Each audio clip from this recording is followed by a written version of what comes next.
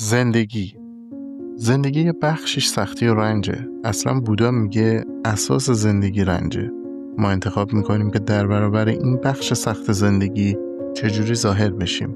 بذارید سختی ها ما رو تبدیل کنه به موجودات کوچیک و منفعلی که هیچ کاری از دستشون بر نمیاد و فقط بلدن غر بزنن و بخشی بشیم از تاریکی جهان. یا انتخابمون اینه که وقتی سختی ها میان سر راهمون جلوشون وایستیم، صاف تو چشاش نگاه کنیم و بگیم منو نمیتونی زمین بزنی.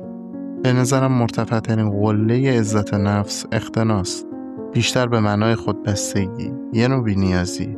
یعنی من به کمک هیچ کسی نیاز ندارم. چنین آدمایی معمولاً موقعی که عصبی‌ان، ناراحتن، نگرانن به خودشون پناه میبرن، با خودشون مشورت میکنن، با خودشون درد دل میکنن، با خودشون میجنگن و در آخر به یه صلحی با خودشون میرسن. چی تو زندگیت باعث شد که آدم قبلی نباشی؟ نداشتن توقع از آدما. من از هیچ کس دیگه هیچ توقعی ندارم.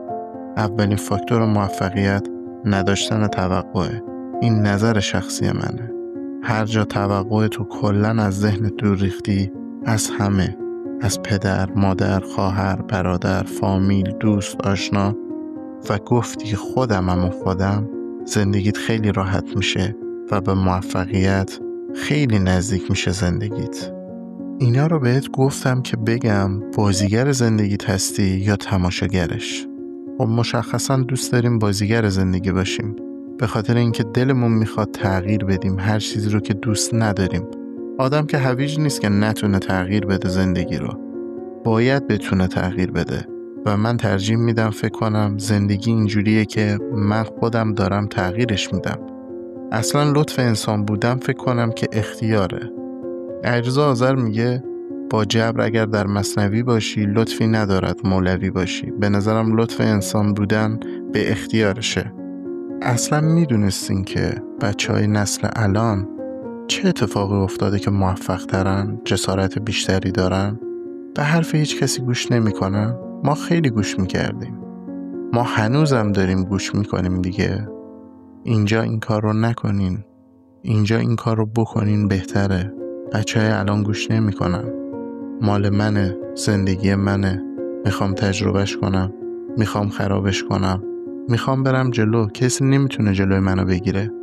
در هر چیزی سفت و سخت میرن جلو و کسی نمیتونه جلوشونو بگیره. حقشونو میگیرن. ما خیلی با ترس بزرگ شدیم. همیشه مراعات در خانواده، مراعات در جامعه، مراعات در شغل. اون منو دوست داشته باشه، اون از من بدش نیاد، اون نکنه از من خوشش نیاد.